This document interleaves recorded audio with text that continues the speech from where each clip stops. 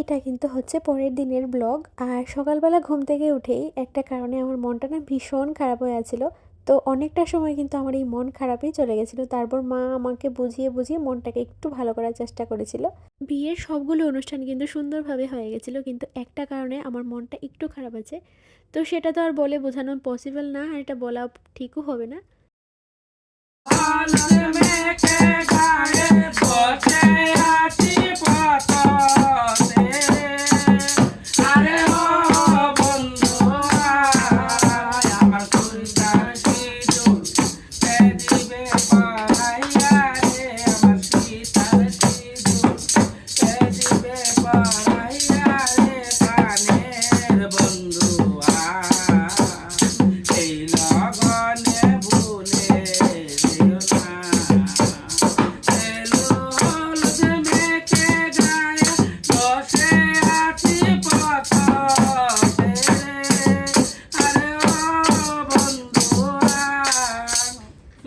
বিয়ের এতগুলো অনুষ্ঠান চলে গেল, কখনো কিন্তু এই হিজড়ারা আসেনি।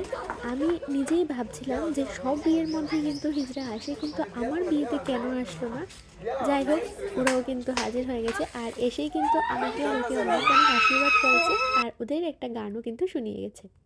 তারপর শুনতে পারলাম যে এই কচিকাচারা নাকি কাল রাত থেকে প্ল্যান করছিল আজকে সকালে ওকে রং দিয়ে ভূত বানাবে। কিন্তু আমি সকালে উঠে যখন জানতে পারলাম যে রং খেলার প্ল্যানটা, আমিও কিন্তু সঙ্গে সঙ্গে বারণ করে দিয়েছি। কারণ আমি চাইছিলাম না ঠিকঠাকভাবে সব কিছু হোক, কারণ এতগুলো অনুষ্ঠান সবাইকে নিয়ে যেহেতু হয়েছে, আজকে যেহেতু সবাই নাই, তাই আমি ভাবছিলাম যে থাক, আজকে আর এত কিছু করতে হবে না। যারা যারা ইনভাইট আছে শুধুমাত্র ওদেরকে খাওয়ানো হবে, এটাই হয়ে যাবে।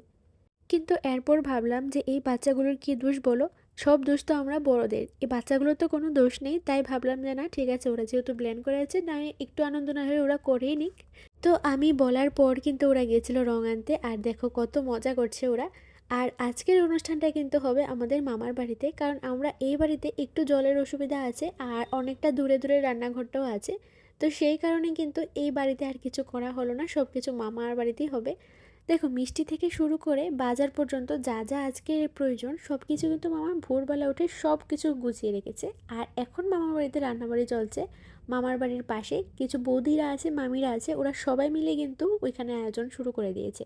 আর আমি তো ভেবেছি এখানে রং খেলার পর আমি স্নান করে একবারে ওই বাড়িতে চলে যাব, কিন্তু না, ওরা আমাকে বারবার ফোন করে বলছে যে তুমি যদি স্নান করে আসো তারপরে কিন্তু তোমাকে রং দিয়ে ভরিয়ে দেবো।